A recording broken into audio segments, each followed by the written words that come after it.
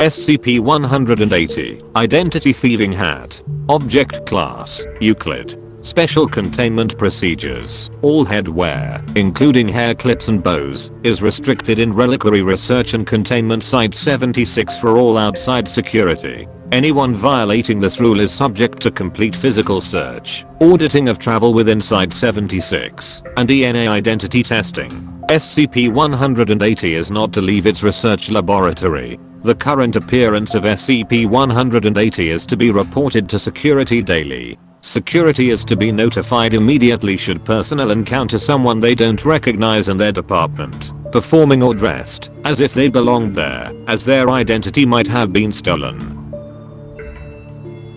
Description: SCP-180 appears as a hat or other form of headwear or hair accessory. Any individual who places SCP-180 on their head will have their identity stolen by the hat. This effect causes the original host to be completely unrecognizable, even to people strongly familiar with the subject. Individuals observing a subject who has had their identity stolen will only be able to vaguely describe features of the individual such as hair and eye color, skin tone, and clothing, but will not be able to recognize the identity of the subject. Host subjects are unable to convince others of their identity. This effect lasts until SCP-180 has selected a new host.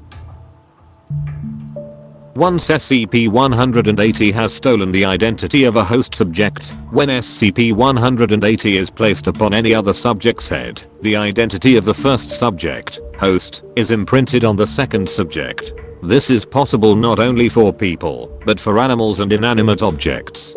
For example, subjects have mistaken dogs, statues, and coffee tables for the host of SCP-180 when the hat is placed on these objects. SCP-180's appearance changes upon changing host. However, the effect is only visual. The object has appeared as a top hat, a skull cap, a baseball cap, a bandana, a hair clip, a hijab, and a motorcycle helmet, amongst other objects. Imaging using MRI and 3D ultrasound has shown that SCP-180 is in reality nothing more than a worn length of linen or cloth resembling a veil or shroud. Placing SCP-180 on the head properly actually covers the face. Research has been unable to explain how and why radiation, visual and infrared, is manipulated by SCP-180 to produce false images.